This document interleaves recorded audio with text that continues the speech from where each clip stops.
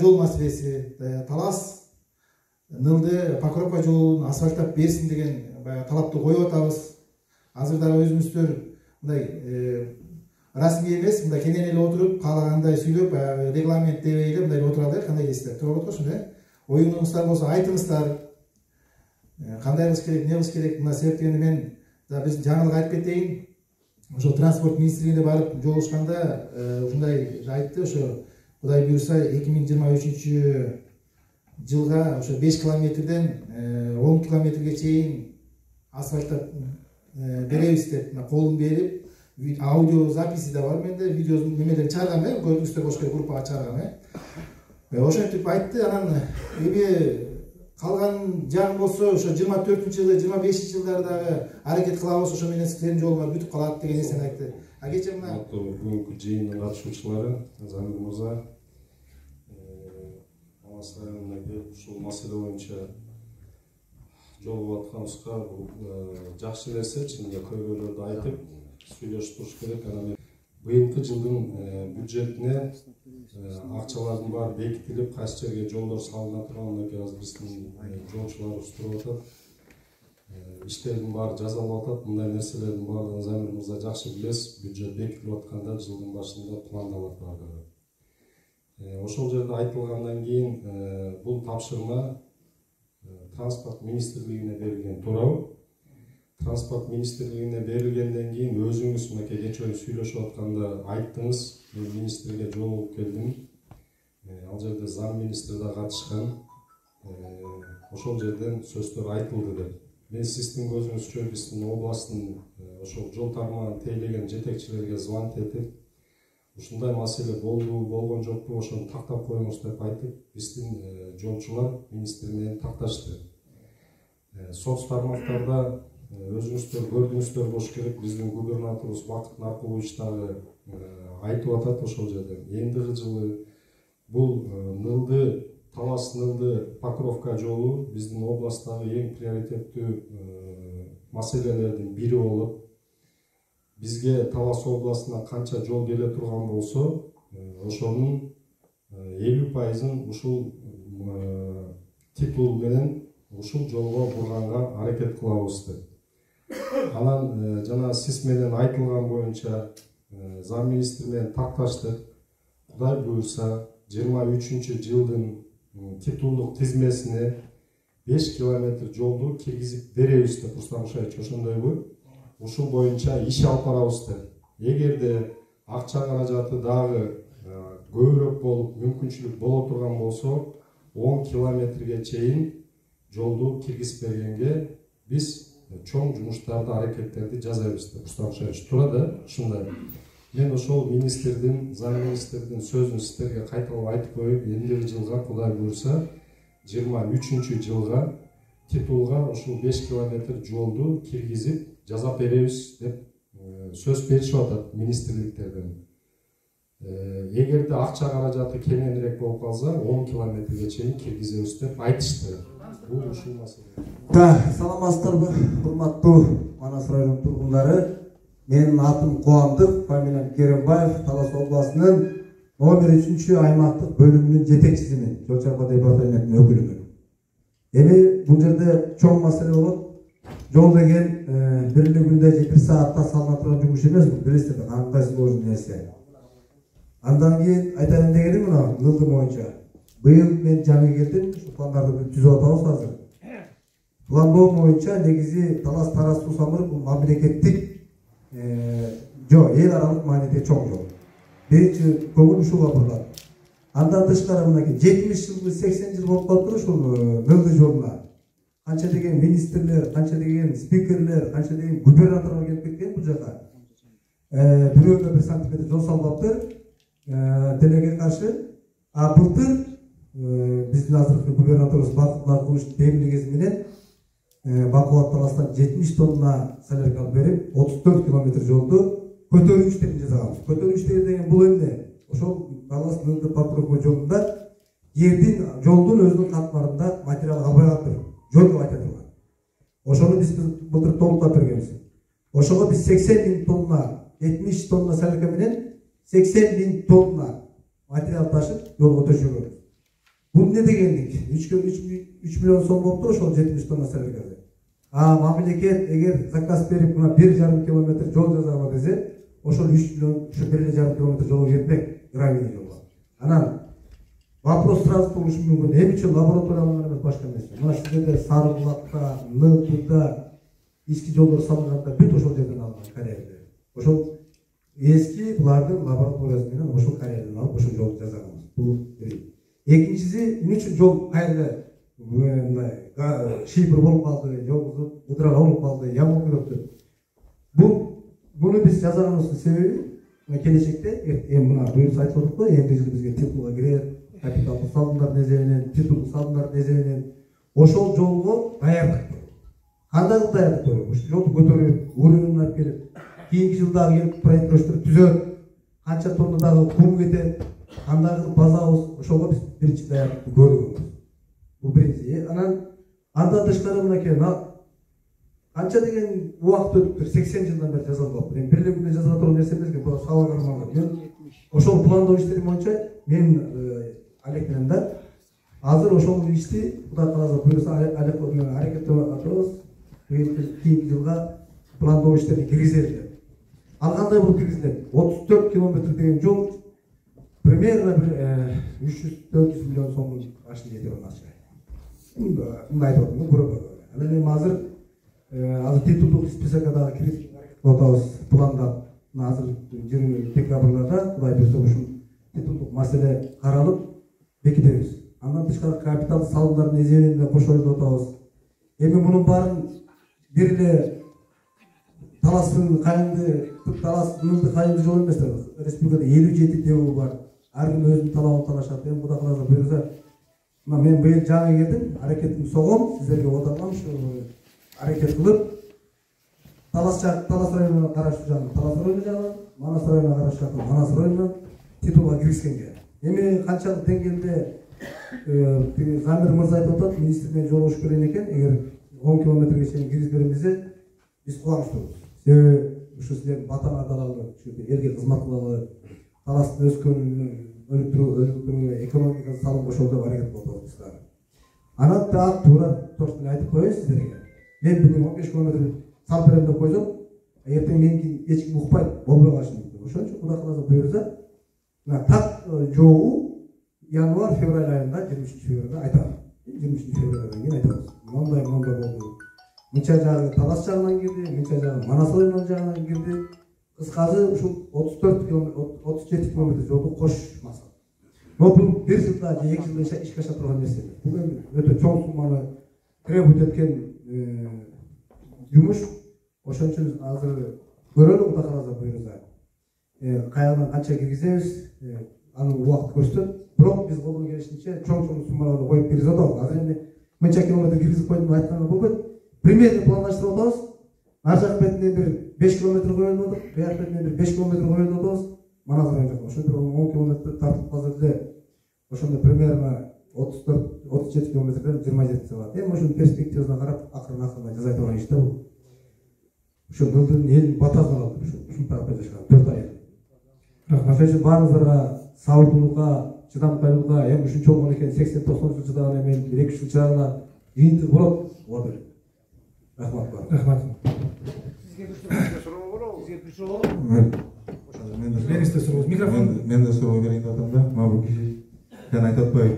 Баягы лабораториядан болбосо да ошол жерде биз асфальтка дайындап атабыз, ошо айтасың. Анан жанагы материалдар боюнча жанагы таштарды алып келип төгүп атасыңар, ошол эле карьерден алганбыз деп атасыңар, ал карьерден алынган эмес. Көрүнгөн сайдан алынган. Көрүнгөн сайдан жанагы күнгөйдөн кара таш деп коет, бычактай таштар. Мен өзүм шопур болуп иштегенде мен Бишкекке запаска жок кетип калгандан коркпойм. Амына Кайындыда жашайм, Кайындыдан Бакбордон Таласка барып келиш үчүн мен 2 запаска менен бардым. Кес-кес ошол жетпей калат.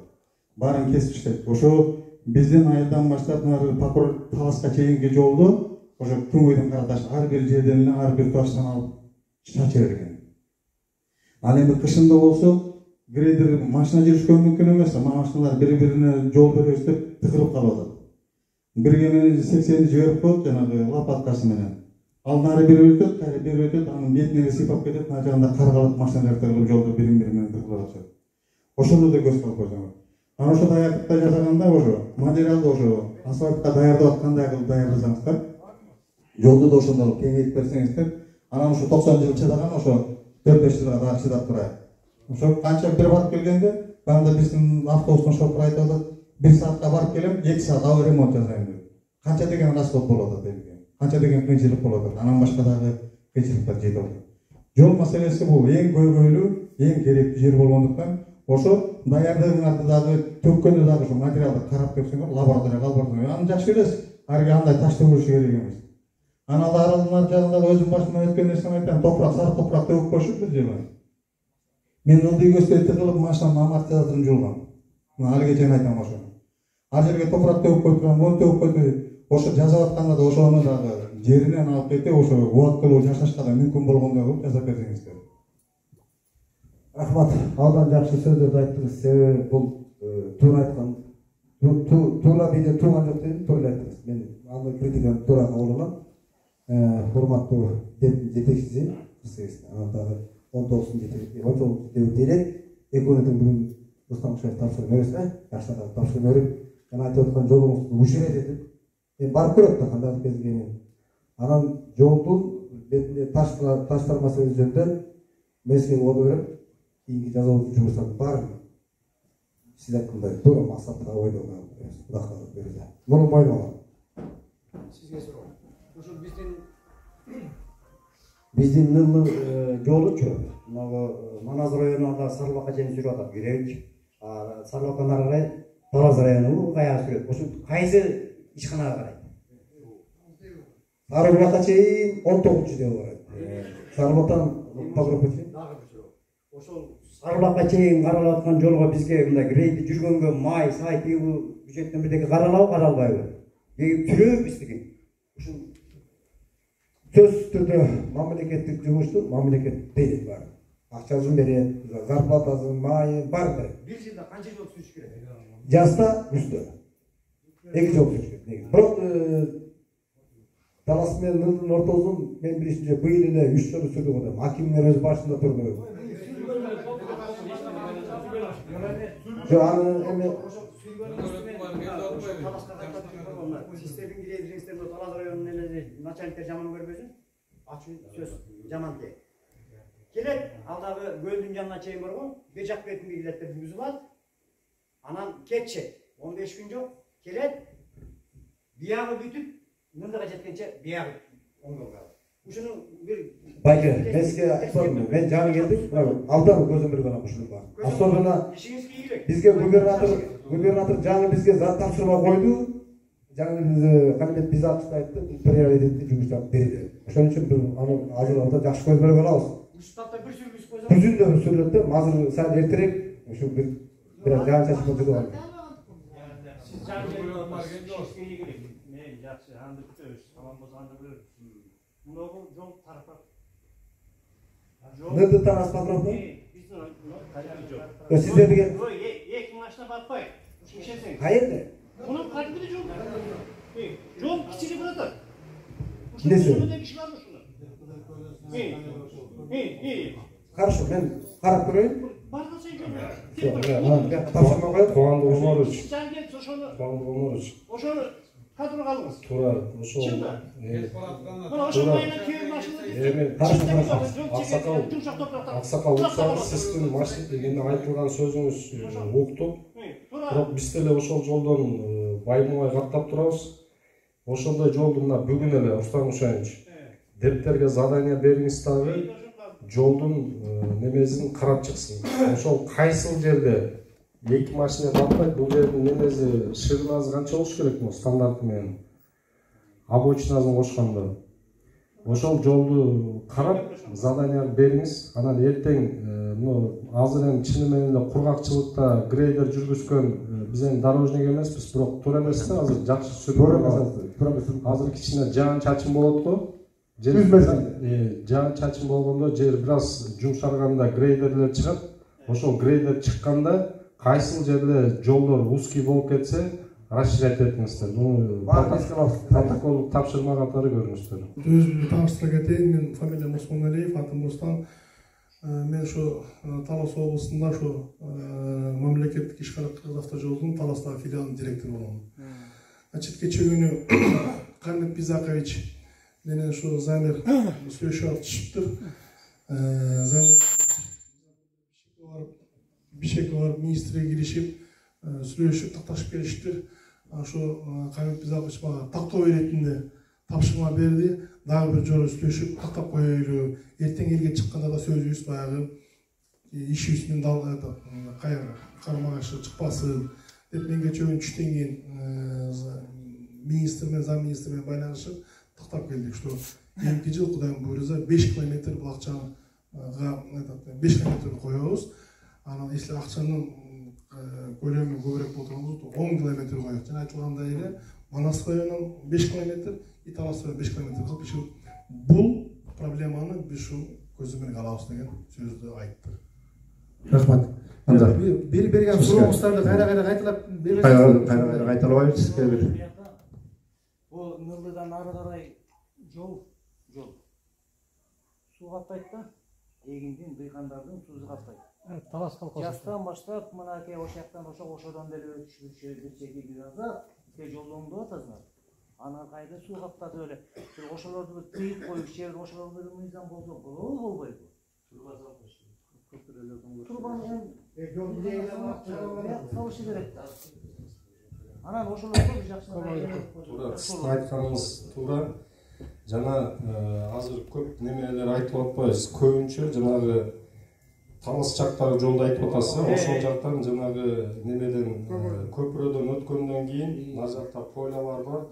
Ошол жактан суу каптайт.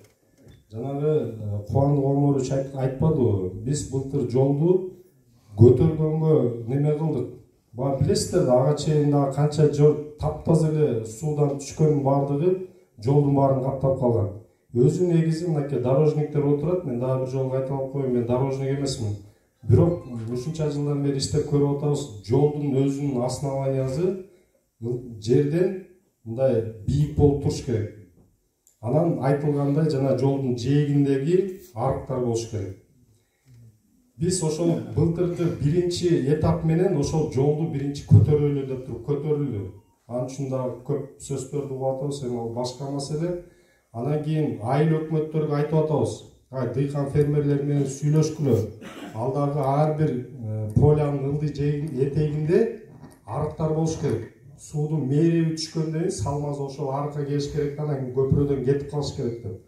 Бирок эми 5 кол деген тең эмес экен. Бул жерде Манас районунун жашоочулары отуруп атасыздар. Азыр Талас районунун мындай бирин башынан тартипке келтирип атабыз, бирок толук кандуу жеткизе албай жатабыз дейм. Ал биздин милдетибиз. Ушул дыйкандар менен айыл өкмөттөр менен сүйлөшүп туруп жана жолдун жээгиндеги арыктар бул дорожниктердин проблемасы эмес, чынын айтканда. Булар жолду караш керек, ал суу каптап кеткени мынакей сиз менен биздин немебиз, маселебиз. Дыйкандар ошону көзөмөлдөбөй жатат. Дыйкандарга биз толук кандуу түшүндүрүп, ошолорду кылдыра албай жатабыз. Бирок жылда мына быйыл кичине неме болду, мурдагыга салыштырмалуу, аны да моюнга алыш керек, салыштырмалуу суу азыр көп неме кылган жок. Кийинки жылдары толук ошол жерлерде бүт бардыгын арык салдырып, суу жолду каптабай тургандай кылабыз. Ал биздин жумушубуз. Бирге дагы бир суроо да, мына биз айымды Сарбулакка чейин Манас районунун деби неме бар да жолду, сүрөт да. Эми ошол жолду сүргөндө жана шифрди 3 күн эң карасыз кайда шифр болуп калат. Булар жанагындай кылып көтөрөт да кетип калат. Кайда 3 күн айтабыз, топурак кетип калып калат. Анан жана ой чендерге тияктан бияктан алып кетип туруп чыгап коюп атыр да. Эми ошолорго булардан машина бар. Мамлекеттен солярка бүт бөлүнүп атыр да. Эми ошол жерге төртөө жакшынакай кылып үстүн сүрүп койсо эле бир жакшы иш болот эле да. Бирок баягы жолду сүрүп койду деген гана ат болуп атыр да берде. Жазында, күзүндө бир жыл болсо жаанда кылды, 2-3 күндөн кийин айрылыштын баары өзүнүн ордуна келип калды. Ошондой эле бир интернеттеги бар караса жакшынакай кылып. Бир нымдап кеткенден кийин таптап кыла турган кызы. Жолдо ошол дептин начальниктер ошолор менен кошо жүрдү, артынан бир карап. Дагы сенге сүрүктөр болду, биз үйдө жатабыз. Анан кышында да айтылды го, бизде мына Марат районунда грейдер бар да, мизалич бар да грейдер. Грейдерди акчалап атыр да. Аларга солярка бөлүнүп атыр да. Ушул жерге бир грейдер жүргүзсө болбойбу? Өйдө бизде Сабылакка чейин жалаң подъем болот. Үстүнкү машина туруп туруш керек, астыңкы машина өтүп чыгыш керек. Негизи эки машина тең өтүш керек да. Ошол көйгөйлөрдү бир жол министри деп ушинтип карасаңыздар. Ушуларга бир көңүл бөлсөңүздөр. Себеп дегенде ушул убакка чейин айтылып келди. Эч кылынган эчтеке болуп атыр. Мамлекеттерге акчаны бөлүп эле берип атыр. Буйруган нерсени берип атыр. Асыл кылган жоксуздар да. Ушуну бир эске алсаңар. Негизи өзүнүн ар бир жумуштун, ар бир вид работанын өзүнүн психологический процесси болот. Психологический процессте бизде ушул грейдерди бир жолду 4 жол өтөсүн деген технология менен барат да. Бир баратканда бир каптал, экинчи каптал, и обочина сүрүп кетесиң деген. То есть по одному следу 4 жол өтөсүн деген технология менен да. Бүгүнкү күндө биз баарын аткарып атабыз. Но эми гравийный болгондуктан, эми таштап жол болгондон кийин нагрузка болот, суу болот, мен болот. Ошол себептен кайра шифр болуп атат. Эми аны биз моюнга алышыбыз керек. Ошон үчүн шифр болуш үчүн биз асфальт ташыбыз керек да. Рахмат. Дагы сурооңуздар барбы? Сурооңуздар жок болсо, урматтуу жыйындын катышуучулары, баардык жоопту уктуңуздар болуш керек. Ошол Кудай буйрса 5 километр бул толук чечилип аткандай болуп атат. Андан тышкары өзүбүздүн губернаторубуз дагы буга чейин ушу жыйындарды айтып кеткен экен. Сиздер баарыңыздар катыштыңыздар жыйындарда. Ошондо дагы айткан экен, ошол бизге бөлүнгөн жолдун мындай жарымысынан деген да. Ошондой кылып десе, мисалы мен азыр ойлоп атам, бул жакта бир 33 километр быйыл берилсе, ошонун бир жарымы бир 15 километр деп коелучу. Ар жакта транспорт министрлиги да 5 километр берсе, Кудайга шүгүр эле да бул. Ошондо мен ойлойм, эгер өткөндө биз жыйында чечим кабыл кылдык бир эл ынанбаса 7-апрелде ушундай өткүзөбүз деп. Анан эми сиздерге суроо берейин деп атам да. Баягы байке айтып кеткендей, Рустам Кошоев байке айтып кеткендей, ушул күнгө чейин чыдап келдик. 30 жыл, 70 жылдан бери оңдолбопту. Эми мына 5 километрди чечип атат. Анан тышкары жанагындай дагы айтып атат. Күтө туралыбы жаска чейин, кандай кылалы? Эгер мына уюштуруу тобу түзүлгөн да, уюштуруу тобу таркабайт. Ошол уюштуруу тобу жазында иш башталганда дагы ошол иштин үстүндө дагы биз көзөмөл жүргүзүш керек. Ошол жанагы баягындай окшоп сиздер айткандай ар бир сайдан алып калып төгүп астын жанагындай болуп калбаш үчүн башынан ошо өзүбүзгө керек нерсе да. Ошон үчүн өзүбүз көзөмөлдөп ошол жерде турушубуз керек. Анан эгерде жазында биздин урматтуу жетекчилер айткан, ошо транспорт министрлиги айткан нерселер аткарылбаса, анда кайра дагы бир кайрылуу кылып мүмкүн анда дагы чогулуп бир ушундай жыйын кыларбыз. Кандай дейсиздер ушуга? Туура болобузбу? Азыр дагы кетип калбайлы койгойло. Ушунча токтоп калыштын кажети жок. Бул жыйын ушунча токтоп калбаш керек. Биз жазында февралда күтөбүз, анан мартта качан кыймылдайт деп отурбай, коңгурооду уруп туруш керек. Группаны чачпаш керек. Комиссияны жойбош керек. Азыр биз ушуштар менен кетип калсак, Кудай билет, алда жер сүрүлөбү, сүрүлбөйбү, төгүлөбү. Февралда келеткенде Рустам мырза дагы кетип калышы мүмкүн. Жаханбек мырза да кетип калышы мүмкүн. Эртең кызматтан кете мага байруу деп кайдыгер карап коюшу мүмкүн. Ошон үчүн жамандамай жок, кагып силкмей жок, кайрылуу жүзүндө сүйлөшүп байланышып туралы. Бирибизге бирибиз аябай эле түрткү болбосок, бизге оңдоп бере турган эч ким жок. Бул маселени 16-жылда көтөргөнбүз, эсиңизде болуш керек. Жана Дайыр Кенекеевдер болуп чоң жыйын өткөн министрликтин замир сен да бардың эле болуп. Эсиңерде бары аябай көтөрүлүп, анда Каныбек мырзанын да ким болчусун Нурабек болуп. Аябай маселе көтөрүлүп, дагы орой сөздөргө чыгып коркуткандар да болгон, наис кылгандар да болгон. Ошон үчүн бийлик бутагына келгенче силерден бир сураныч. Жакшынакай элдин арасында жүргөндө жакшы эле жүрөт дагы. Жөнөкөй эле бир айыл башчыга дайындап койсоң эле кээре эле чагалат да. Ушундай бир жакшылап көңүл бурсаңар. Эч убакта элге кайдыгер карап мындай орой мамиле кылбагыла. Силердин орой мамилеңер мына бияктан көрүнүп калат. Силердин жүзүңөр биз. Анткени биз бар экенбиз, бийликте жүрсөк, ошон үчүн бизди карабай, өзүңүздөргө карап түзөлсөңүздөр, биз кайкайып түзөлүп калабыз. Замечание ушул бизге жанагындай сөз айткан, сиздер түзөлүлөр, биз түзөлөбүз. Assalamualaikum. Жамат. Якын кармасаңыз. Мен айтайын деген мынау жакшы жыйын болот да. Көрө көргүлө. Жол деген маселе дешпи маселе. Мен айтайын деген Талас, Покровка, через жолды Талас анан кийин Сусамыр, Сусамырдан нары Чүйгө, Оско кете турган жол бул. Ол стратегический жол экенин билесиңер баарыңар. Ошону туура көрүп, ошону өнөөн таңар экен деп суранам да. Şu bardığın o zaman rahmat zannediyor aynen. Buna serbarın aratı başlılar gelip atsınlar. Rahmat. Men aralayından Korçu Ökündüşan Muhammed Borboru. Ben barınlar to'ra ko'rsatgan ekan. Shuni ishga oshirmasa bo'lmaydi.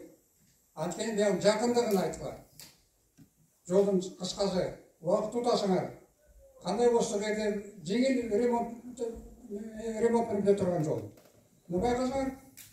Mana bugun ushaqni o'tib chaynaydi, so'ranamay. Böyle masaleni bari qarab ketaychi. Darba o'tkiladi darba. Kishini